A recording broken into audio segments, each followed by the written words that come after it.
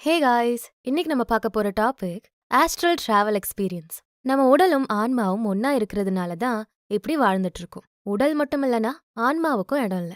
ஒருவேளை நம்ம உடலை விட்டு வெளியே வந்து பார்க்கறப்போ இந்த உலகம் எப்படி இருக்கும், நம்ம அனுபவம் எப்படி இருக்கும், இத பத்தியெல்லாம் என்னைக்காச்சும் கற்பனை பண்ணிருக்கீங்களா? நம்மளுடைய சொந்த உடல்ல இருந்து வெளியே வந்து ஆன்மாவா இந்த உலகத்தை பார்க்குற முறையை தான் ஆஸ்ட்ரல் ப்ரொஜெக்ஷன்னு சொல்லுவாங்க. இதெல்லாம் கட்டுக்கதை, யாரால முடியும் இதெல்லாம் செய்யறதுக்கு அப்படின்னு தான் யோசிக்க தோணும். ஆனா உண்மையாவே இது நடந்திருக்கு. கேட்கவே ஆச்சரியமா த்ரில்லிங்கா இருக்குல்ல. நம்ம சுயநினைவு அப்படிங்கிற ஒரு லென்ஸ் போட்டிருக்கோம். அது வழியா தான் இந்த உலகத்துல இருக்க எல்லாத்தையும் பார்க்கறோம், உணர்றோம். ஒருவேளை நம்ம லென்ஸை மாத்திட்டா புது அனுபவங்கள் அடையணும். பாரிஸ், அமெரிக்கா, கனடா இப்படி தூரத்துல இருக்க இடங்கள எந்த செலவும் இல்லாம பார்க்கணும், ஆராயணும் அப்படிங்கிற எண்ணத்துல நீங்க உங்க உடலை விட்டு வெளியே வர்ற மாதிரி கற்பனை பண்ணுங்க. உங்க உடல் தூங்கிட்டு இருக்கும், இல்ல ஆழ்ந்த தியான நிலையில இருக்கும். ஆனா நீங்க மட்டும் வெளியே வந்திருப்பீங்க. எல்லா ஞாபகங்களும் உங்களுக்கு அப்படியே இருக்கும். இந்த ஆஸ்ட்ரல் எக்ஸ்பீரியன்ஸை பல பேர் முயற்சி செஞ்சிருக்காங்க. அதெல்லாம் எப்படி ஒர்க் ஆகுதுன்னு ரெக்கார்டும் பண்ணி பார்த்திருக்காங்க. எப்படி இது வேலை செய்யுது, எப்படி நம்ம உடல்ல இருந்து வெளியே வர்றது, இத பத்தியெல்லாம் தெரிஞ்சுக்கணும்னா இந்த பதிவை மிஸ் பண்ணாம முழுமையா கேளுங்க. டாபிக் உள்ள போறதுக்கு முன்னாடி ஆடியன்ஸ்க்கு யூஸ்ஃபுல்லா இருக்கக்கூடிய ப்ரமோஷன்ஸுக்கு டிஸ்கிரிப்ஷன்ல இருக்க இன்ஸ்டாகிராம் லிங்க் இல்லைன்னா இமெயில் ஐடியை கிளிக் பண்ணி எங்களை காண்டாக்ட் பண்ணுங்க. இந்த உடலை விட்டு வெளியே வரக்கூடிய பயணத்தை நிறைய பேர் எக்ஸ்பீரியன்ஸ் பண்ணிருக்காங்கன்னு சொன்னேன் இல்லையா? அதுல ஒரு முக்கியமான கேஸ் இருக்கு. ரொம்பவே வியக்க வைக்கக்கூடிய கேஸ் இது. Pam Reynolds. இவங்க அமெரிக்காவை சேர்ந்த ஒரு பாடகி பிளஸ் பாடலாசிரியரும் கூட. பாமுக்கு மூளையில பிரெயின் அன்யூரிசம் அப்படின்னு சொல்லக்கூடிய ஒரு பாதிப்பு இருந்துச்சு. அதனால அறுவை சிகிச்சை பண்ணக்கூடிய சூழல் உருவாச்சு. இதை ஹைப்போதீமிக் கார்டியாக் அரெஸ்ட் அப்படின்னு சொல்றாங்க. இந்த முறையில என்ன செஞ்சாங்கன்னா, பாமோட உடலை கூல் பண்ணி அவங்களோட இதய துடிப்பையும் மூளை செயல்பாட்டையும் நிறுத்தி வச்சுட்டு மூளையில இருக்க பிரச்சனைய 1991ல அறுவை சிகிச்சை மூலமா சரி பண்ண ஆரம்பிச்சாங்க. அறுவை சிகிச்சை அப்போ பாம் கிளினிக்கலி இறந்து தான் போயிருக்காங்க. அதாவது அவங்களுக்கு மூளை செயல்பாடே சுத்தமா இல்ல, சுயநினைவும் சுத்தமா இல்ல, இதய துடிப்பையும் நிறுத்திட்டாங்க. ஆனா இங்க என்ன மிகப்பெரிய ட்விஸ்ட்னா, பாம் அறுவை சிகிச்சை முடிஞ்சு சுயநினைவுக்கு வந்ததும் எப்படியெல்லாம் டாக்டர் சர்ஜரி பண்ணாங்களோ அந்த விஷயங்கள் எல்லாத்தையும் அப்படியே சொன்னாங்க. நான் என்னோட உடலை விட்டு வெளியே வந்தேன், அப்படியே இந்த டாக்டர்ஸ்க்கு மேலதான் நான் மிதந்துட்டு இருந்தேன், மேல இருந்துதான் அறுவை சிகிச்சை எப்படி நடக்குதுன்னு நான் பார்த்துட்டு இருந்தேன் அப்படின்னு சொல்றாங்க. இவங்க சும்மா கற்பனையில பேசுறாங்கன்னு எல்லாம் நினைச்சாங்க. ஆனா ஷாக் கொடுத்த விஷயம் என்னன்னா, இந்த அறுவை சிகிச்சைக்கு என்னென்ன கருவிகள் எல்லாம் பயன்படுத்தினாங்க, அங்க இருக்க டாக்டர்ஸும் நர்ஸும் என்னெல்லாம் பேசிக்கிட்டாங்க, இப்படி எல்லாத்தையும் தெளிவா சொன்னாங்க. அது மட்டும் இல்லாம கீழே ஒரு வெளிச்சம் வந்துதான், அதுல டனல் இருந்துதான். அது வழியா போய் இறந்து போன தன்னோட சொந்தக்காரங்களெல்லாம் அவங்க பார்த்துட்டு வந்ததா சொல்றாங்க. ஆனா தனக்கு நடந்த சர்ஜரி பத்தி பாம் சொன்னப்பவே அவங்க உடலை விட்டு வெளியே வந்து ஆஸ்ட்ரல் உலகத்தை எக்ஸ்பீரியன்ஸ் பண்ணிருக்காங்கன்னு எல்லாம் நம்ப ஆரம்பிச்சாங்க. இத நிறைய பேரு வெவ்வேறு விதத்துல சொன்னாங்க. அவங்களோட உடல் ஆழமா இந்த விஷயங்களை உணர்ந்திருக்கு, அதனாலதான் இது நினைவுல இருக்கு அப்படின்னு சொல்லி ஆஸ்ட்ரல் டிராவல் முறைன்னு ஒண்ணு இல்லைன்னு வாதிட்டாங்க.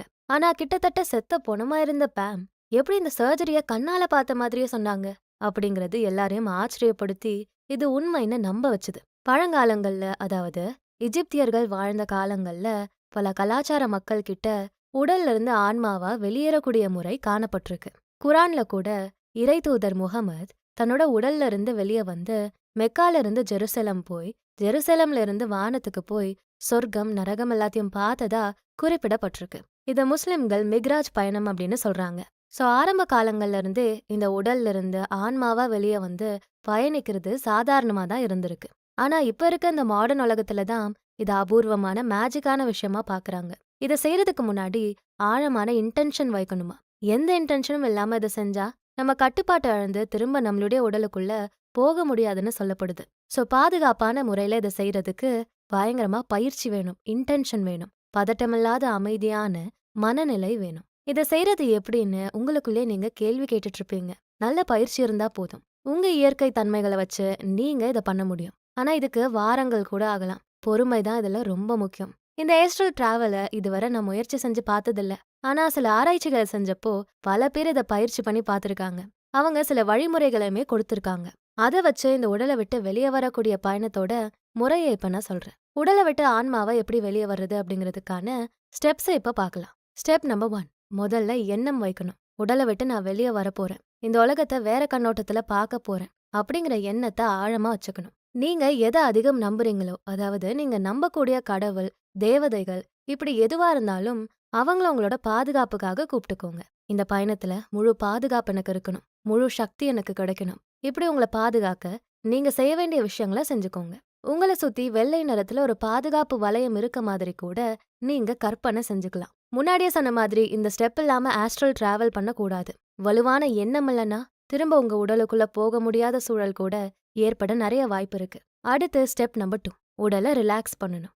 எண்ணம் வலுவா வச்சுக்கிட்டதுக்கு அப்புறம் அடுத்த ஸ்டெப்பா கம்ஃபர்டபுளா உட்காந்துக்கோங்க இல்ல படுத்துக்கோங்க. சத்தமா எதுவுமே இருக்கக்கூடாது. உங்க மன அமைதியை கெடுக்காத மாதிரி பீட்ஸை மட்டும் வச்சுக்கோங்க. பைனாரல் பீட்ஸ் தான் சிறந்தது அப்படின்னு நிறைய பேர் பரிந்துரை செஞ்சிருக்காங்க. எந்த சத்தமும் இல்லாத இடத்துல ஆழமான தியான நிலைக்குள்ள உங்களால எளிமையா அப்பதான் போக முடியும். சோ உடல் அமைதிப்படுத்துறது தான் 2வது ஸ்டெப். அடுத்து ஸ்டெப் நம்பர் 3. தியானம் பண்ணணும். உங்களுக்குள்ள இயங்கிட்டு இருக்க எனர்ஜி பாயிண்ட்ஸை சரிப்படுத்தணும். அதாவது சக்கரங்களை சரிப்படுத்தி வரிசைப்படுத்தணும். உங்க கால் பாதத்துல ஆரம்பிச்சு தலையோட உச்சி வர உடலோட எல்லா பகுதியிலையும் கவனம் செலுத்துங்க. உங்க உடலோட ஒவ்வொரு பகுதியும் ஒவ்வொரு எனர்ஜி பாயிண்டோட இணைஞ்சிருக்கும். நல்லா மூச்சு விடுங்க. ஒவ்வொரு முறை நீங்க மூச்சை வெளியேற்றுறப்பவும் என்னோட உடல் அமைதியாகுது அப்படின்னு சொல்லிக்கிட்டே இருக்கணும். உங்க உடல் முழுக்க அதிர்வுகள் சூழணும். உங்க உடல் இன்னும் ரிலாக்ஸ் ஆகி மனதையும் அமைதிப்படுத்தணும். தியான நிலை தான் எண்ணங்களை கட்டுப்பாட்டுக்குள்ள வைக்கும். கண்களை மூடியும் நீங்க தியானம் செய்யலாம். இல்ல கண்களை திறந்து வச்சும் நீங்க தியானம் செய்யலாம். அடுத்து ஸ்டெப் நம்பர் 4. நீங்க எங்க இருக்கீங்களோ அந்த ரூமை கற்பனை செய்யணும். உங்களோட புருவங்களுக்கு நடுவுல இருக்க ஸ்பேஸ்ல, அதாவது உங்க நெற்றியோட நடுப்புறத்துல தான் 3வது கண் இருக்கு. எல்லா விழிப்புணர்வுகளையும் உங்களோட 3வது கண்ணுக்கு கொண்டு வாங்க. நீங்க எங்க இருக்கீங்களோ அதை அப்படியே கற்பனை செய்யணும். சின்ன சின்ன டீட்டெயில்ஸை கூட விட்டுறக்கூடாது. இந்த உன்னிப்பான கற்பனை தான் உங்களை உடலை விட்டு வெளியே வர வைக்க போகுது. இந்த கற்பனைகளை செஞ்சும் உங்களால வெளியே வர முடியலன்னா ரோப் மெத்தட முயற்சி செய்யுங்க. அதாவது சீலிங்ல இருந்து ரோப் தொங்குற மாதிரி கற்பனை செஞ்சு அதை நீங்க இழுத்து பிடிச்சு மேலே ஏறுற மாதிரி இமேஜின் பண்ணணும். நீங்க அந்த கயிறை பிடிச்சு மேலே ஏறுறப்போ கீழே உங்களோட உடல் தெரியும். உங்களை நீங்களே உடலா கீழே பார்க்க முடியுதுன்னா நீங்க உடலை விட்டு வெளியே வந்துட்டீங்கன்னு அர்த்தம். ஆஸ்ட்ரல் டிராவலை இப்போ நீங்க ஆரம்பிச்சிட்டீங்க. அடுத்த ஸ்டெப் நம்பர் 5. ஆஸ்ட்ரல் உலகத்துல என்னெல்லாம் இருக்கோ அதெல்லாம் ஆராயணும். இப்போ நீங்க உங்க உடலை விட்டு வெளியே வந்துட்டீங்க. சுத்தி என்ன இருக்கோ அதை ஆராயணும். எந்த மோட்டிவும் இல்லாம பிளானும் இல்லாம எல்லாத்தையும் எக்ஸ்ப்ளோர் பண்ணுங்க. சுத்தி பாருங்க. அங்கேயும் இங்கேயும் அலையுங்க. நீங்க எங்க போகணும்னு நினைக்கிறீங்களோ அங்க போங்க. போக போக நீங்க ஒரு பிளானை செட் பண்ண ஆரம்பிப்பீங்க. சோ திரும்ப உடலுக்குள்ள நீங்க வந்தாலுமே அடுத்த முறை நான் இந்த இடத்துக்கு போகணும், இவரை சந்திக்கணும் அப்படிங்கிற ஒரு ஐடியா கிடைக்கும். ஏன்னா நீங்க ஆஸ்ட்ரல் உலகம் எப்படி இருக்குன்னு பாத்துட்டீங்க. கிட்டத்தட்ட புது ஊருக்கு போய் சம்பாதிக்கிற மாதிரி தான். சும்மா சம்பாதிக்கணும்னு வந்துட்டோம், என்ன பண்ணணும்னு தெரியலையே அப்படின்னு முதல்ல முழிக்க தான் செய்வோம். போக போக சுத்தி என்ன இருக்கு அப்படின்னு ஆராய்ச்சி பண்ண பண்ண நமக்கே ஒரு ஐடியா கிடைக்கும். இதுதான் நல்ல டிமாண்ட்ல இருக்கு, சோ இந்த வேலை செய்யலாம், இப்படி சம்பாதிக்கலாம்னு அடுத்தடுத்து பிளான் பண்ணுவீங்க. அதே தான் இந்த ஆஸ்ட்ரல் டிராவலும். ஒரு தடவை வந்து இந்த உலகத்தை பார்த்துட்டா போதும், அடுத்து என்ன செய்யலாம்னு ஒரு ஐடியா கிடைச்சிரும். Step number 6. உங்க உடலுக்குள்ள திரும்ப போகணும். எல்லாத்தையும் பார்த்துட்டீங்க, முடிஞ்சளவு ஒரு ஐடியா கிடைச்சிருச்சு அப்படின்னா திரும்ப நீங்க உடலுக்கு வரணும். உங்க கவனத்தை உடலை நோக்கி செலுத்தணும். உங்களோட எலும்பு விரல்கள் எல்லாத்தையும் உணரணும். அப்படியே உங்க உடல் மேல நீங்க சாயிறப்போ சாயிற உணர்வு உங்களுக்கு தெரியணும். கீழே இருக்க தரைய உணரணும். இப்படி உங்க கவனத்தை உடல் மேல செலுத்திக்கிட்டே உடலுக்குள்ள நீங்க போறப்போ நான் திரும்ப என்னோட சக்தியை அடையிறேன் அப்படின்னு சொல்லணும். இது மூலமா ஈஸியா நீங்க உங்க உடலை அடைஞ்சு சுய நினைவுக்கு வந்துருவீங்க. அடுத்து ஸ்டெப் நம்பர் 7. எழுந்ததும் என்ன நடந்ததோ அதுக்கான நோட்ஸ் எழுதணும். நம்ம ஒரு விஷயம் செஞ்சதுக்கு அப்புறம் பண்ணாம விடுற விஷயம் இதுதான். என்ன நடந்ததோ அதை எழுத மறந்துடுவோம். ஒன்ஸ் நம்ம முழுசா சுயநினைவுக்கு வந்ததுக்கு அப்புறம் நீங்க அமைதியா உட்காந்து என்ன நடந்துச்சு, நீங்க என்ன கத்துக்கிட்டீங்க அப்படின்னு நோட்ஸ் எடுக்க ஆரம்பிக்கணும். எல்லாத்தையும் எழுதுறப்போ அது உங்க நினைவுகள்ல நல்லா பதியும். பிளஸ் நீங்க எப்போ எடுத்து பார்த்தாலும் என்ன நடந்துச்சுன்னு திரும்ப அதை உணர முடியும். என்னோட உடலை விட்டு வெளியே வந்து நான் எல்லா விஷயங்களையும் எக்ஸ்பீரியன்ஸ் பண்ணணும் அப்படின்னு நீங்க நினைச்சா அதுல ஈடுபாட்டோட செயல்படணும். அப்போதான் இதுக்குள்ள ஆழமா போக முடியும். இதனால கிடைக்கக்கூடிய பலன் சிறந்த ஆஸ்ட்ரல் எக்ஸ்பீரியன்ஸா இருக்கும். இந்த 7 ஸ்டெப்ஸ் எல்லாம் ஓகே தான். இதை நான் செஞ்ச எனக்கு வேலை செய்யலன்னா என்ன பண்றது?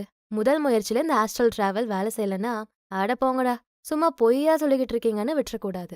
திரும்ப திரும்ப ட்ரை பண்ணி பார்க்கணும். இதை ட்ரை பண்ணி பார்க்கணும்னு தியான நிலையில படுத்து தூங்கிட்டீங்க, இல்ல ஒண்ணுமே ஞாபகம் வரல, ரொம்ப எரிச்சலா இருக்கு அப்படின்னா நீங்க உங்களை ஃபோர்ஸ் பண்ணிக்கிறீங்கன்னு அர்த்தம். அப்படி பண்ணக்கூடாது. இந்த ஆஸ்ட்ரல் எக்ஸ்பீரியன்ஸ் எப்பவுமே நேச்சுரலா தான் மக்களுக்கு வரும். ரொம்ப ஃபோர்ஸ் பண்ணி பண்ணா அது ஒர்க்கே ஆகாது. எல்லாராலையும் இதை செய்ய முடியும். எல்லாருக்குள்ளேயும் அந்த அமைதியை உருவாக்கி உடலை விட்டு வெளியவும் வர முடியும். அந்த காலங்கள்ல நிறைய மக்கள் சூப்பர் பவர்ஸோட இருந்ததா வரலாறுகள் சொல்லுது. ரீசெண்ட் டேஸ்ல ஒரு படம் சொல்லணும்னா போகன் படத்துல கூடு விட்டு கூடு பாயக்கூடிய கதை கட்டப்பட்டிருக்கும். இதெல்லாம் சும்மா ஸ்டோரி தான் நம்ம நினைக்கிறோம். ஆனா அப்பெல்லாம் உண்மையாவே இதை செஞ்சிருக்காங்க.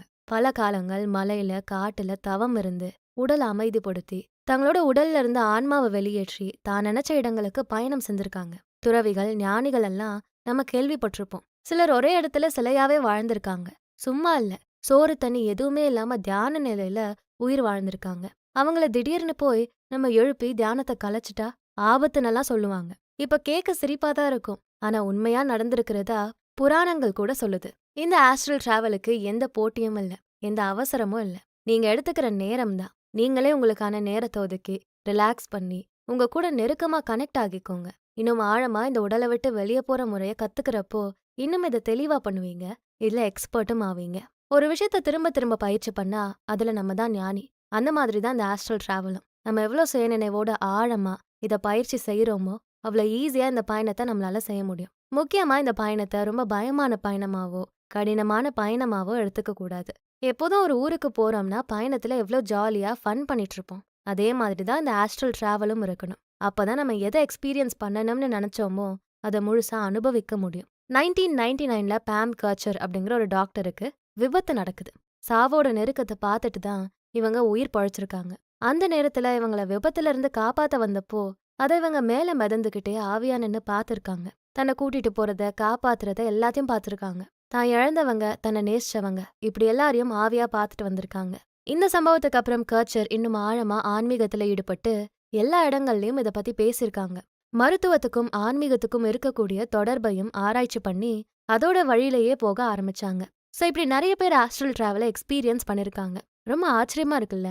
உடலை விட்டு வெளியே வந்து ஆன்மாவா நம்ம ஆசைப்பட்ட இடங்களுக்கெல்லாம் போறது உண்மையா பொய்யான்னு நான் ஆராய்ச்சி பண்ணிட்டு இருந்தேன். அப்போதான் ஒரு உண்மை சம்பவத்தை படிச்சேன். இது உண்மையாவே சிலிர்க்க வைக்கக்கூடிய சம்பவம் தான். ஒரு அம்மா தனக்கு நடந்த சம்பவத்தை ஷேர் பண்றாங்க. அவங்க சொல்ற விதத்திலேயே நான் இந்த கதையை சொல்றேன். நான் மத்தவங்க இடத்துல இருந்து எல்லாத்தையும் பார்ப்பேன். மத்தவங்களோட உணர்வுகளை என்னால எளிமையா புரிஞ்சுக்க முடியும். அவங்க ஃபீல் பண்ற அதே வைப என்னாலையும் உணர முடியும். நான் சின்ன வயசுல இருந்தே இப்படிதான். இத பத்தி என்னோட ஃப்ரெண்டு கிட்ட நான் சொன்னப்போ அவ ரொம்பவே குழம்பி போயிட்டா. அப்பதான் எனக்கு புரிஞ்சுது, நான் மத்தவங்கள மாதிரி இல்ல, வித்தியாசமா இருக்கேன்னு. சின்ன வயசுல இருக்கப்போ என்னோட அம்மா கிட்ட நான் பாட்டி கூட பேசின விஷயங்களெல்லாம் சொன்னேன். ஆனா என்னோட அம்மா ரொம்பவே கடுப்பாயிட்டாங்க. என்னால ஏன்னு புரிஞ்சுக்க முடியல. எப்பவுமே நான் பாட்டி கூட பேசினேன்னு சொன்னாலே என் அம்மா என்னோட வாயை அடைச்சு பேசவே விட மாட்டாங்க. நான் கற்பனை பண்றேன்னு சொல்லுவாங்க. அப்போதான் புரிஞ்சுது, நான் பிறக்கிறதுக்கு 1 வருஷம் முன்னாடி பாட்டி இறந்துட்டாங்களாம். சோ எனக்கு எப்படி பாட்டி கூட பேசின விஷயங்கள் ஞாபகம் இருக்கு? இந்த விஷயம் எனக்கு புரிஞ்சதுல இருந்து நான் எந்த விஷயத்தையும் யார்கிட்டயும் சொல்றதில்ல, எனக்குள்ளேயே வச்சுக்கிட்டேன். கொஞ்சம் வருடங்கள் கழிச்சு எனக்கு கல்யாணம் ஆச்சு, குழந்தைங்களும் பிறந்தாங்க. மெக்சிகோல என்னோட மாமியார் வீட்ல நாங்க கிறிஸ்மஸ் கொண்டாடிட்டு இருந்தோம். அந்த டைம்ல என்னோட 4 வயசு பொண்ணு என்கிட்ட ஓடி வந்து ரொம்ப ஆர்வத்தோட ஏதோ சொல்ல வரா. நானும் என்னன்னு ஆர்வத்தோட கேட்க ஆரம்பிச்சேன். அம்மா அம்மா, உங்களுக்கு ஞாபகம் இருக்கா, எனக்கு ஒரு தங்கச்சி இருந்தாளே அப்படின்னு சொன்னதும் எனக்கு ரொம்ப ஷாக் ஆயிடுச்சு. இல்லம்மா, உனக்கு வெறும் தம்பிங்க தான் இருக்காங்க அப்படின்னு நான் சிரிச்சுக்கிட்டே சொன்னேன். இல்லம்மா, தம்பிங்க இல்ல, போன தடவை எனக்கு தங்கச்சி இருந்தா அப்படின்னு சொன்னதும் அப்படியெல்லாம் எதுவும் இல்லடா, போங்க போய் ஃப்ரெண்ட்ஸ் கூட விளையாடுங்க, அம்மாக்கு உடம்பு முடியல அப்படின்னு சொல்லிட்டேன். ஆனாலும் என் பொண்ணு ரொம்ப சீரியஸா, அம்மா உங்களுக்கு ஞாபகம் இல்லையா, எனக்கு தங்கச்சி இருந்தா, என்னோட பழைய அம்மா கருப்பு முடி வச்சிருந்தாங்க அப்படின்னு சொன்னதும் என்னோட மொத்த குடும்பமும் அவளதான் பார்த்தாங்க. அவளை டைவர்ட் பண்ண நான் எவ்வளோ முயற்சி பண்ணேன். இல்ல கண்ணா, நான் தான் உன் அம்மா அப்படின்னு சொன்னேன். ஐயோ அம்மா, நீங்க மறந்துட்டீங்களா, எனக்கு தங்கச்சி இருந்தா, அவ என்னோட குட்டி தம்பி ஆஸ்கர் மாதிரி தான் இருந்தா. என்னோட பழைய அம்மாக்கு கருப்பு முடி இருந்துச்சு. ஒரு நாள் நான் செத்து கிடந்தேன், என்னை சுத்தி ரத்தம், என் உடம்பு ஃபுல்லா ரத்தம் அப்படின்னு சொன்னதும் நான் அவளை பேச விடாம தடுத்து நிறுத்திட்டேன். என்னோட மொத்த குடும்பமும் பயந்து போய் ப்ரே பண்ண ஆரம்பிச்சாங்க. அந்த நிமிஷம் அவகிட்ட இருந்த ஞாபகத்தை தான் அவ என்னோட பகிர்ந்துகிட்டா. ஆனா இப்படி நான் கடுமையா நடந்திருக்க கூடாது. லேட்டா அவளை தனியா கூப்பிட்டு, இது ரொம்ப ஸ்பெஷலான ஒண்ணு, இந்த விஷயத்த எல்லாராலையும் புரிஞ்சுக்க முடியாது, இனிமே உன்னோட பழைய வாழ்க்கைய பத்தி நீ என்னோட மட்டும் ஷேர் பண்ணு அப்படின்னு நான் சொன்னேன். உடனே அவ ஹாப்பி ஆகிட்டா. கொஞ்ச நாள் போனதும் என்னோட பையனும் இதே மாதிரி பண்ண ஆரம்பிச்சிட்டான். பெட்டுக்கு பெட்ஷீட்டும் பிளாங்கெட்டும் மாத்திக்கிட்டு இருந்தேன். அப்ப நானும் என் பையனும் சைனா பத்தி பேசிக்கிட்டு இருந்தோம். அவனுக்கு சைனானா ரொம்ப பிடிக்கும். எப்பவுமே அவன் சைனாக்கு போகணும், லீவ்ல கூட்டு போங்கன்னு தான் சொல்லிக்கிட்டே இருப்பான். ஏன் சைனான்னு எப்பவுமே சொல்லிட்டு இருக்க அப்படின்னு நான் கேட்டப்போ, அது அழகா இருக்குமா, நீங்களும் அதை பார்க்கணும் அப்படின்னு சொன்னான். ஓ அப்படியா, எங்க அதை பத்தி நிறைய சொல்லு அப்படின்னு நான் சொன்னேன். உடனே அவன் சைனால இருக்க கட்டிடங்கள், கோவில், மக்கள் எல்லாத்த பத்தியும் அப்படியே சொன்னான். எப்படிப்பா இது உனக்கு தெரியும், நீ எப்போ என்னை விட்டு சைனா போன அப்படின்னு நான் கேட்டப்போ, நான் எப்பவுமே அங்க போயிட்டு தாமா இருப்பேன், நான் எப்படி தூங்க போவேன் தெரியுமா, என்னோட உடல்ல இருந்து நான் வெளியே வந்துருவேன், அப்புறம் நீங்க என்ன வந்து எழுப்புற வரைக்கும் நான் நினைச்ச இடத்துக்கெல்லாம் போயிட்டு இருப்பேன், நீங்க எழுப்புனதும் நான் முழிச்சிருவேன், இங்க வந்துருவேன் அப்படின்னு சொன்னான். இத நான் ரொம்ப போட்டு குழப்ப விரும்பல, அவனை திட்ட விரும்பல. அவன் இது தப்பாவோ அசிங்கமான விஷயமாவோ நினைச்சிடக்கூடாது. அதனால நான் என்ன சொன்னேன்னா, அட ஆமாடா என் தங்கமே, நீ ரொம்ப அதிர்ஷ்டசாலி, இத எனக்கு எப்படி பண்ணணும்னு தெரியாது, நீ உனக்கு பிடிச்ச வேற இடத்துக்கு போயிட்டு வந்து அது எப்படி இருக்குன்னு எனக்கு சொல்றியா அப்படின்னு சொன்னேன். இது எல்லாராலையும் பண்ண முடியாது அப்படிங்கிற விஷயம் அவனுக்கு தெரியல. எல்லாராலையும் உடலை விட்டு வெளியே வந்து உலகத்தை சுத்த முடியாது. அப்படி பாக்குறப்போ என் பையன் ஸ்பெஷல் தான். இந்த சம்பவங்கள் நடக்கிற வரைக்கும் எனக்கு உடலை விட்டு வெளியே வர விஷயத்துல நம்பிக்கையே இல்ல. ஆனா ஏதோ ஒரு வகையில நான் சின்ன வயசுல அனுபவிச்ச வித்தியாசமான விஷயங்கள் மாதிரி என்னோட குழந்தைகளுமே அனுபவிக்கிறாங்க அப்படின்னு தன்னோட பதிவை அந்த அம்மா முடிக்கிறாங்க. ஏதோ ஒரு படம் பார்த்துட்டு வெளியே வந்த ஃபீல் இருக்குல்ல, அப்படிதான் எனக்கும் இந்த ஆஸ்ட்ரல் டிராவல் பத்தி படிக்கிறப்ப இருந்துச்சு. இத உண்மையா பொய்யா அப்படின்னு நம்மளால சாதாரணமா சொல்லிட முடியாது. இத ரியலா ஃபீல் பண்ணா மட்டும்தான் உண்மையா பொய்யான்னு முடிவா சொல்ல முடியும். அதுக்கு தான் ஆராய்ச்சிகள் செஞ்சு அந்த 7 ஸ்டெப்ஸையும் சொன்னேன். ஆனா இத முயற்சி செஞ்சு பார்க்க போறீங்கன்னா நீங்க ரொம்பவே கவனமா இருக்கணும். முடிஞ்சா இத பத்தி முழுசா தெரிஞ்ச ஒரு எக்ஸ்பர்ட் கிட்ட கேட்டு பாருங்க. உங்களுக்கு பயமில்லாத பாதுகாப்பான கைடன்ஸும் கிடைக்கும். இந்த ஒரு வீடியோவை மட்டும் பார்த்துட்டு பண்ண வேண்டாம் தான் நான் பரிந்துரைப்பேன். ஆஸ்ட்ரல் டிராவலுக்கு ரொம்ப பேசிக்கான விஷயம் அமைதி நிலை தான். உங்க சுயநினைவை தூங்க வச்சு கற்பனைகளை செஞ்சு உடலை விட்டு வெளியே வரணும். ஆனா நான் இதை செய்ய போறேன் அப்படிங்கிற இன்டென்ஷனை மட்டும் மறந்துடாதீங்க. இதுதான் ஆஸ்ட்ரல் டிராவலை பத்தின சில முக்கியமான தகவல்கள் நான் தெரிஞ்சுக்கிட்டது. உடலை விட்டு வெளியே வந்து பல இடங்களுக்கு பயணம் செய்யறத பத்தி நீங்க என்ன நினைக்கிறீங்கன்னு உங்க கருத்துக்களை பதிவு பண்ணுங்க. இந்த வீடியோ உங்களுக்கு பிடிச்சிருந்தா மறக்காம இதுக்கு லைக் பண்ணிட்டு உங்க ஃப்ரெண்ட்ஸ் அண்ட் ஃபேமிலிக்கு ஷேர் பண்ணுங்க. பியாண்ட் ஆர்டினரிக்கு சப்ஸ்கிரைப் பண்ணிட்டு மறக்காம பெல் ஐகானை அழுத்துருங்க. நான் உங்களை அடுத்த வீடியோல பார்க்குறேன். தேங்க்யூ.